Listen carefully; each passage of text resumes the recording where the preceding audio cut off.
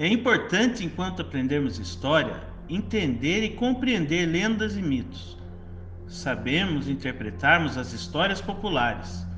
Por isso, compreendam que cada povo e sua cultura constrói suas próprias narrativas, como a questão dos mitos da criação, em relação à origem do universo e da própria humanidade.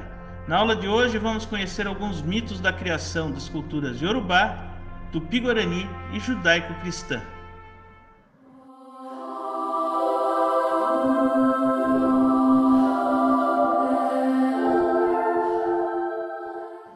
Na África, destacamos a cultura Yorubá. Contam que o deus Olorum, Deus Supremo, criou tudo aquilo que existe. Cada peça existente no universo fora criada conforme a sua força de vontade, sendo um pedaço dele. Isso inclui outros deuses, já que Olorum, também conhecido como Oludumaré, é a força suprema da vida. Quando Olorum mandou criar o Ayé, enviou como seus emissários Ogum, Oxalá e Oduduá. Desses três, Oduduá era a única mulher e era albina. A Ogum, Olorum deu a ele a espada para abrir qualquer caminho, qualquer possibilidade para atingir o que se desejasse. Conferiu a ele o poder da sobrevivência e do progresso. A Oxalá conferiu o poder da criação e o sacro da criação, de onde tiraria o que desejasse. Tinha o poder do axé. E então Duduá, preocupada com a sua posição diante dos irmãos, voltou e foi suplicar com o pai. Olorum, meu pai, confiasse a maior parte dos poderes aos meus irmãos, e ambos são homens. Ficarei eu eternamente subjugada a eles, que dos três sou a mais frágil? Minha querida filha, voltastes para vir ter comigo pelo seu sinal de confiança. Em meu amor dar-te-ei o maior de todos os poderes. E deu a Oduduá o famoso pássaro de Olorum, Aragamago. Oduduá espantou-se com tão generosa oferta, pois era todo o poder da vida, era a força do axé. Sem ele, nada se faria, nada se cumpriria. Tens o poder do pássaro. Tudo que Ogum e Oxalá quiserem fazer no Ayê, terão que ter sua aprovação. Sem o seu consentimento, nada se realizará. Fica então decretado que tudo que o homem quiser realizar deverá ter o apoio da mulher, Oduduá. Como usarás este formidável poder? Aquele que me reverenciar e me pedir uma dádiva, eu dá-la-ei. Mas se esquecer-se de mim ou demonstrar ingratidão, eu retirarei. Se me pedir um filho ou dinheiro, eu dar-lhe-ei. Mas se esquecer-se de mim, a minha lei não seguir, eu tomarei de volta. Está concedido a ti o poder, minha filha, mas use-o com sabedoria. Se abusares de seu poder, ficarás sem ele. E assim Oduduá retornou ao Ayé como a mais poderosa dos três e tornou-se a primeira Yá-Miagbá, nossa primeira mãe ancestral. Agora, Oxalá, tenho um servicinho para você. Depois disso, Olorum pediu para Oxalá criar o mundo e ele saiu para realizar sua tarefa. Porém, após uma caminhada, sentiu uma sede e não teve outro recurso senão o de furar com o seu pachorô a casca do tronco de um dendezeiro. Um líquido refrescante dele escorreu, era o vinho de palma. Ele bebeu ávida e abundantemente, ficou bêbado e caiu adormecido. Veio então Duduá, vendo o grande orixá adormecido, foi até Olorum contar o que havia acontecido com Oxalá.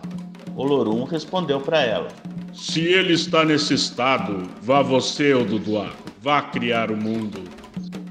Oduduá passou a usar o saco da criação e espalhar as areias que se estenderam sobre as águas, e com a ajuda de uma galinha, ciscou as terras, espalhando-as pela superfície das águas.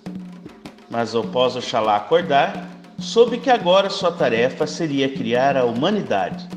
Oxalá moldou a figura humana com vários elementos e tentativas, como pedra, por exemplo, mas os materiais eram muito rígidos, e a pedra tornou o homem frio e se desmontou. Depois usou o fogo, mas o elemento consumiu o fruto da criação. Depois tentou a água, mas acabou não dando forma definida ao homem. Depois disso, Oxalá teve ajuda da orixá Nanã, que trouxe o barro e assim modelou os humanos. Em seguida, colocaram neles o Emi, o sopro da vida.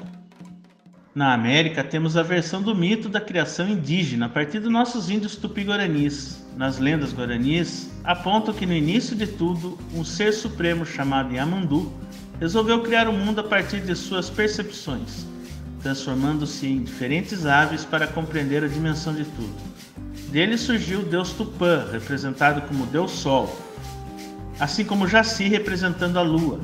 Os dois desceram a terra até uma montanha na região do Areguá, no Paraguai.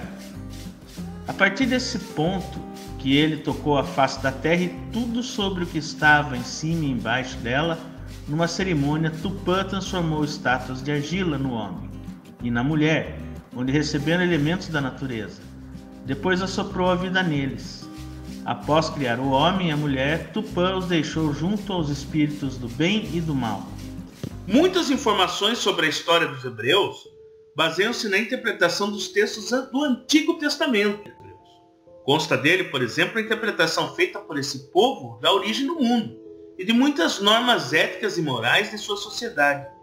Sabemos que esses textos são repletos de símbolos e sua interpretação não é fácil. Por exemplo, no livro de Gênesis sugere a criação a partir de Adão e Eva, embasando o mito do criacionismo, onde Deus teria criado o mundo em 7 dias. No Gênesis, no entanto, consta o mito da criação mais famoso, onde Deus teria moldado a partir do barro o primeiro homem chamado Adão, e posteriormente de sua costela criou Eva.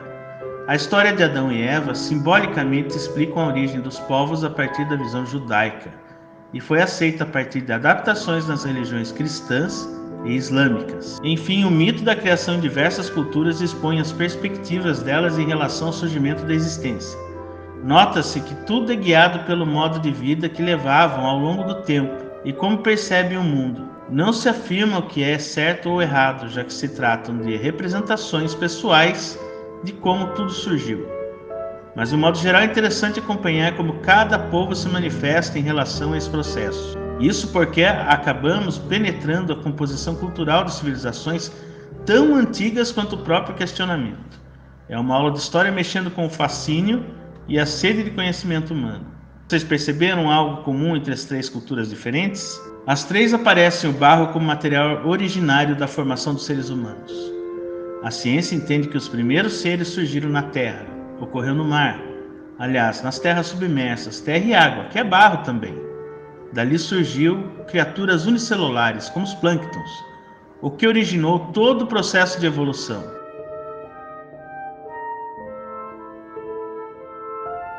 Olá, amigos! Curtiram essa animação? Foi produzida com muito carinho para vocês. Dá o like, compartilhem com seus amigos e inscrevam-se no meu canal.